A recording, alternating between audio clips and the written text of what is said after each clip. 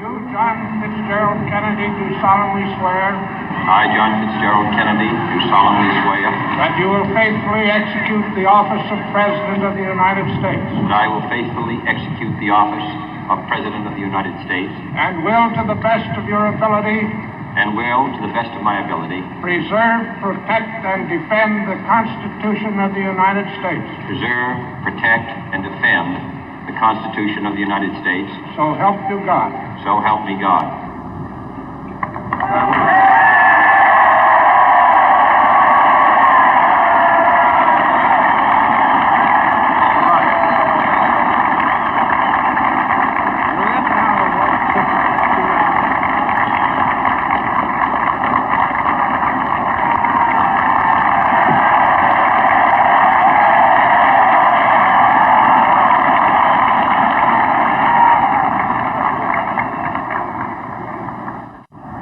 President Johnson, Mr. Speaker, Mr. Chief Justice, President Eisenhower, Vice President Nixon, President Truman, Reverend clergy, fellow citizens. We observe today not a victory of party, but a celebration of freedom, symbolizing an end as well as a beginning, signifying renewal as well as change. For I have sworn before you and Almighty God the same solemn oath our forebears prescribed nearly a century and 3/4 ago. The world is very different now, for man holds in his mortal hands the power to abolish all forms of human poverty and all forms of human life. And yet the same revolutionary beliefs for which our forebears fought are still at issue around the globe. The belief that the rights of man come not from the generosity of the state, but from the hand of God.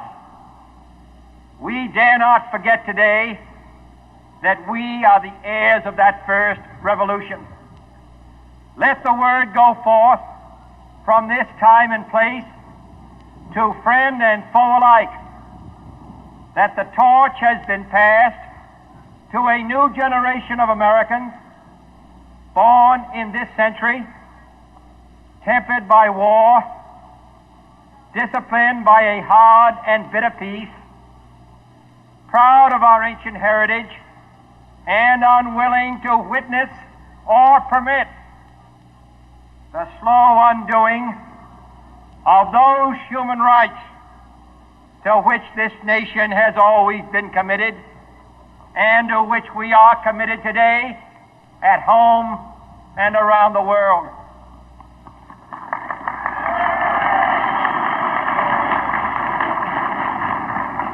Let every nation know, whether it wishes us well or ill, that we shall pay any price, bear any burden, meet any hardship, support any friend, oppose any foe to assure the survival and the success of liberty.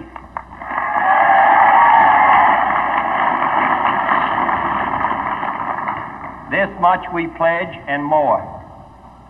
To those old allies whose cultural and spiritual origins we share, we pledge the loyalty of faithful friends.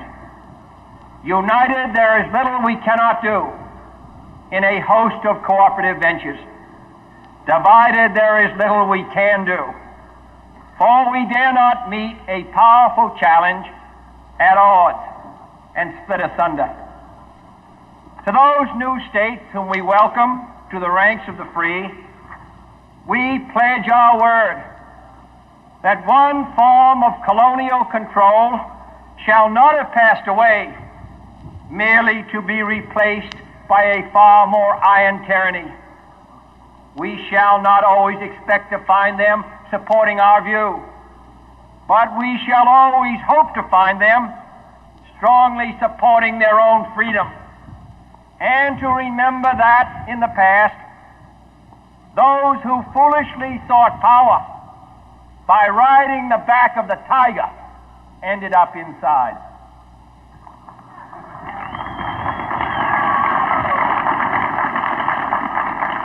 To those people in the huts and villages of half the globe struggling to break the bonds of mass misery, we pledge our best efforts to help them help themselves for whatever period is required, not because the communists may be doing it, not because we seek their votes, but because it is right.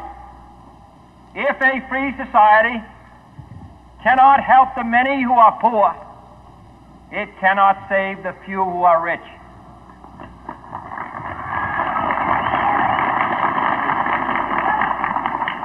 To our sister republics south of our border, we offer a special pledge to convert our good words into good deeds, in a new alliance for progress, to assist free men and free governments in casting off the chains of poverty. But this peaceful revolution of hope cannot become the prey of hostile powers. Let all our neighbors know that we shall join with them to oppose aggression or subversion anywhere in the Americas. And let every other power know that this hemisphere intends to remain the master of its own house.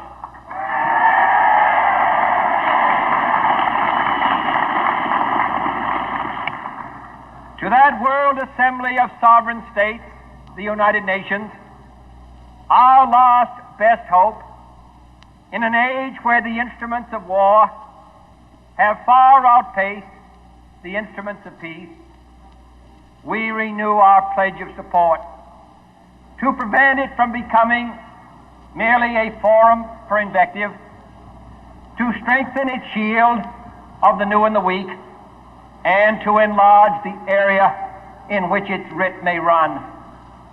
Finally, to those nations who would make themselves our adversary, we offer not a pledge, but a request that both sides begin anew the quest for peace.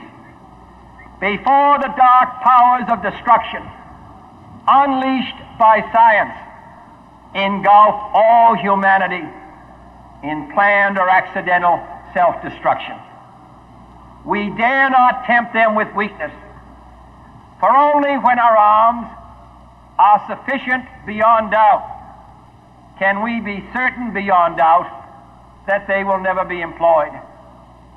But neither can two great and powerful groups of nations take comfort from our present course, both sides overburdened by the cost of modern weapons, both rightly alarmed by the steady spread of the deadly atom, yet both racing to alter that uncertain balance of terror that stays the hand of mankind's final war.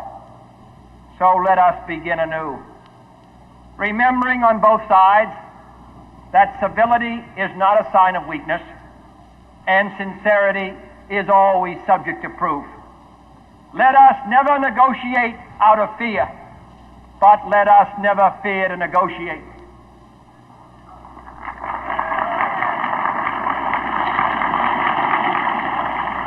Let both sides explore what problems unite us, instead of belaboring those problems which divide us. Let both sides, for the first time, formulate serious and precise proposals for the inspection and control of arms, and bring the absolute power to destroy other nations under the absolute control of all nations.